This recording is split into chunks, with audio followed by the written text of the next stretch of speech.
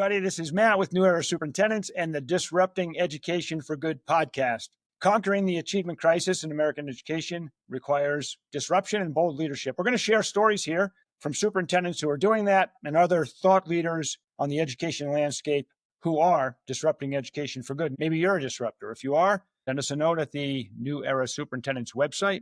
That's newerasuperintendents.com. Subscribe to New Era every place you see us, and enjoy this episode of Disrupting Education for Good.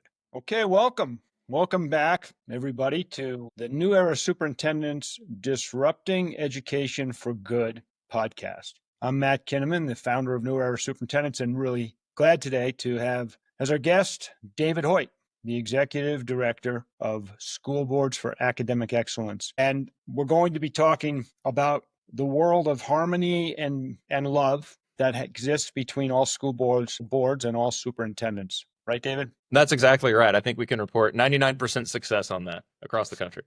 All right, so we will. For the next few minutes, Clayton Christensen said, disruption is not about tearing things down. It's about doing things better. And in doing things better, continuing on from the spirit of his quote, we're serving people better. We're bringing people more of what they need. That's what disruption is about in its best sense. So when we talk about disrupting education for good, that's what we're talking about.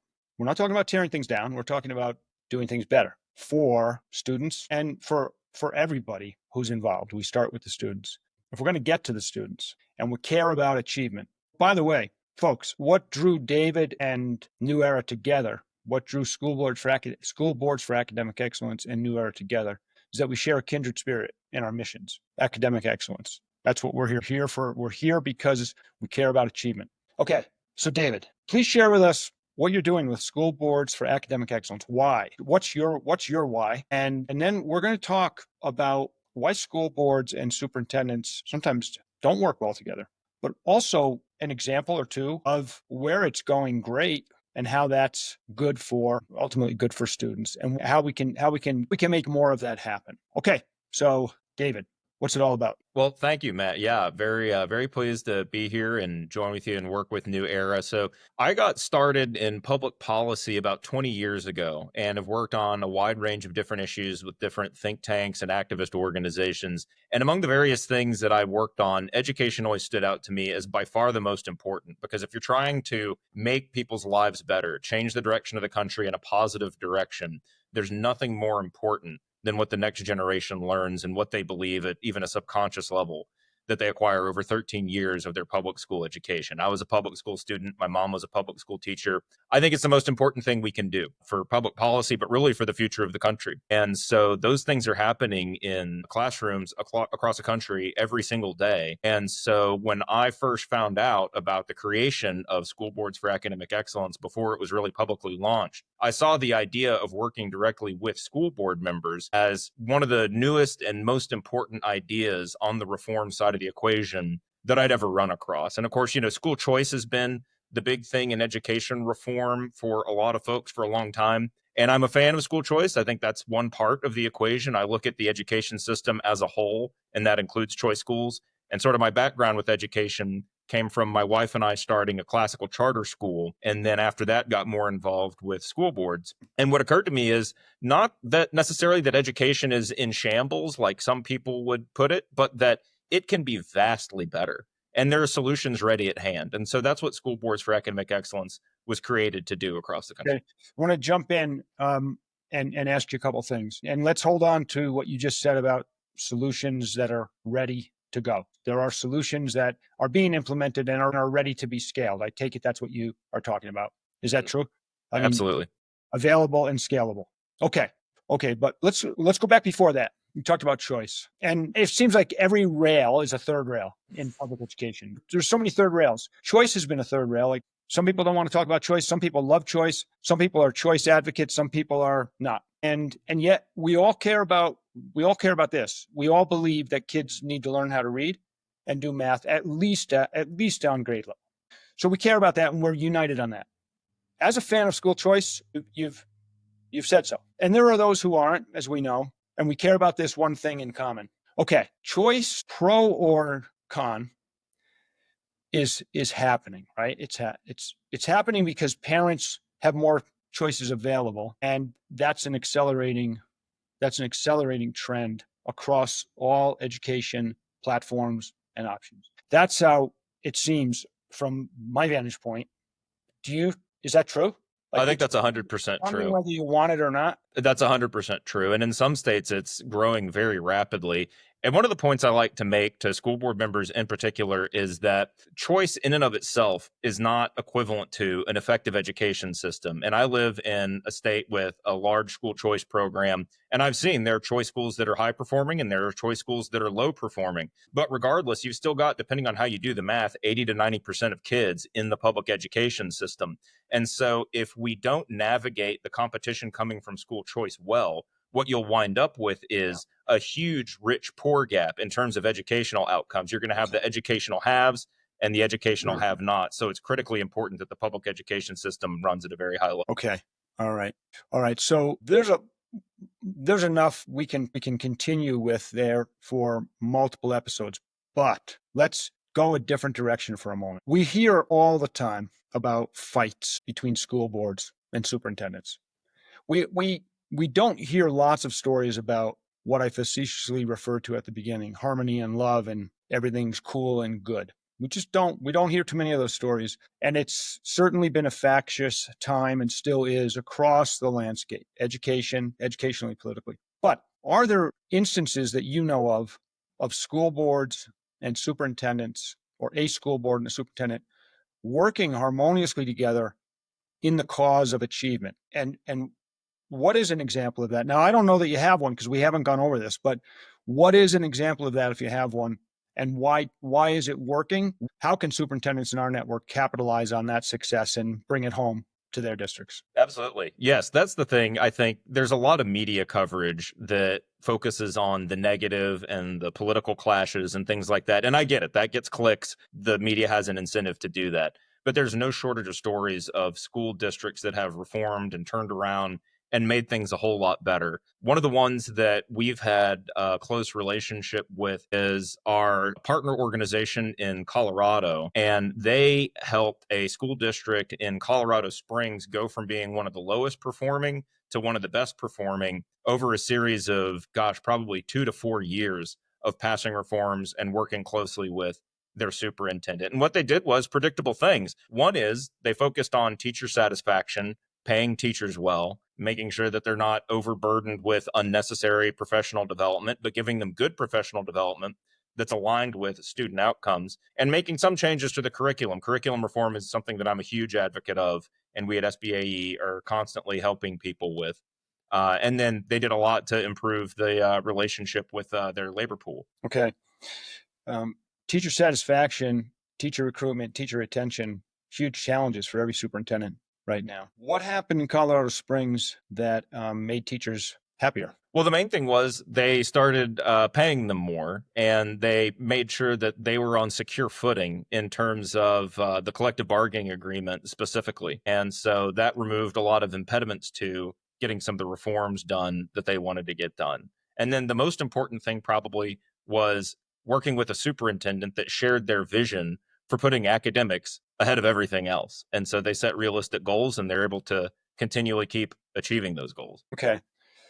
What word of insight, encouragement, strategy, practicality, whatever you have on this, would you offer to a superintendent who's in a really bad vibe and relationship with his or her board? Well, the challenges are real, and the incentive structures around school boards, which are generally elected, and superintendents, which are generally hired by the school board, are not the same. So there is going to be some inbuilt tension there, which is sort of the idea of, a multi-cameral system. What I would say is, just like anything else, when you're dealing with a coalition of people, identify common ground and find things that everybody can agree on. And this is the same advice that we give to school board members. You could be from completely different ends of the political spectrum and disagree about 99 different things, but everybody can agree that you want to have academic goals that follow the acronym SMART, specific, measurable, achievable, etc. And you want to spend at least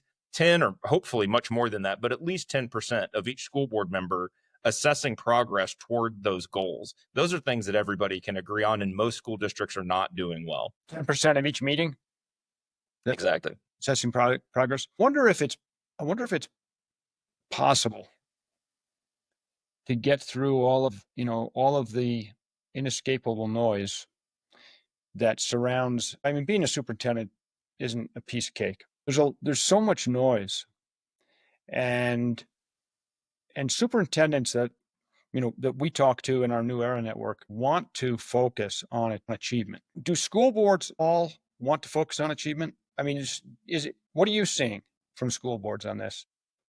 Well, it varies widely. And I think one of the best benchmarks for this is taking a look at how the school board spends its time during a school board meeting. And so there's an exercise that we're fans of where we've had school board members take a look at the meeting minutes and actually look at how much time they've spent talking about academic outcomes. And the answer is oftentimes zero, and generally much less than they should be. Some people say as high as 50% should be spent on academic outcomes. So it's important first to get a lay of the land. And then even when it comes to superintendents, even when they do have goals, I was talking to one in a large, well-to-do suburban school district, and he said that they have 50 goals. So they're really good at goals. And that is not an effective strategy. So I think it's something that everybody can take a look at. Yeah. Yeah. I know that our superintendents, they would focus near a majority of the time on achievement, if possible. It's not because there's so many plates to keep spinning, but our hope is that school boards and the superintendents across the country can get in sync on this and put that at the top of the agenda. And so maybe that's not practical. And yet, what if we did? And that was actually the genesis of New Era. It was kind of a what if question. What if one superintendent said, "I'm going to do it this way. Every decision is going to have achievement in view." What a world! More and more school boards and superintendents share that perspective. We have a million things that we have to deal with. We have tons of important stuff. We have lots of important stuff, but achievement first. And if we hit achievement, I'm preaching. If we hit achievement first, everything else will go better. But if we don't, everything else will go worse. That sounds simplistic to me. Yeah, I mean, is it? But I hope it's not simplistic. Now, what do you think? I mean, because I don't know. This is kind of in real time here. What do you think? Well, I think you're 100% right. I think the goal itself is simple. That is the North Star. Getting there is complicated because, like you said before, school districts are extremely complex enterprises. Where I live in Northeast Florida, our school district has an annual budget over $2 billion, and there's tens of thousands of employees, and I think 120,000 students. So reforming something of that size is not going to be done overnight. And when you look at academic outcomes right now, I think we can agree that in the majority of places, we're not doing as well as we ought to be, just based on basic grade level and reading rates.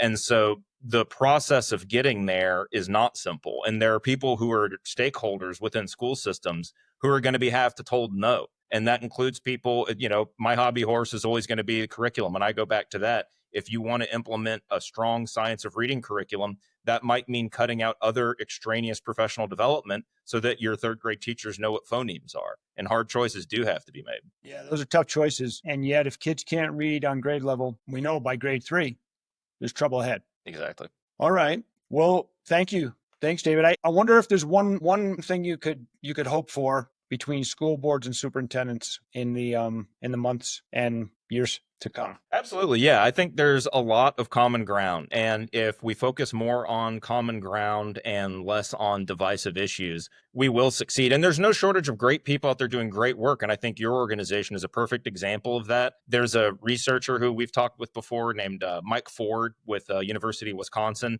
who wrote a whole dissertation on how much better academic outcomes will be when school boards have internal unity and unity with the administrative teams. There's plenty of rays of hope. And we see among our superintendent members so much to be hopeful about and so much to celebrate, because at the ground level, every day, our superintendents are doing, as we say, they're doing whatever it takes to make sure every student gets the best shot at achieving proficiency in math and reading. But as you also, as you just said, there are impediments, there are obstacles, there's competition for time, which is our scarcest resource.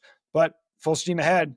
We're going to keep working on it together. And the good thing is we all You may not be unified on a bunch of stuff, but we're unified on believing that the most important thing is kids need to learn to read and do math at least on grade level. And we're glad we have a growing network of superintendents who are making that happen, and that you're working on the same thing at the school board level, which is going to benefit all the superintendents as well. Well, David, thank you. Just before we go, tell us a little bit more about how our superintendents, if they'd like to, can connect their school board members to you. Well, thank you, Matt. Yeah, I think probably the most interesting thing that school board members in their districts are going to be interested in is our newsletter. And it has a lot of really good content about reform stories going on and podcasts like this that people are listening to that focus on education reform and academic achievement.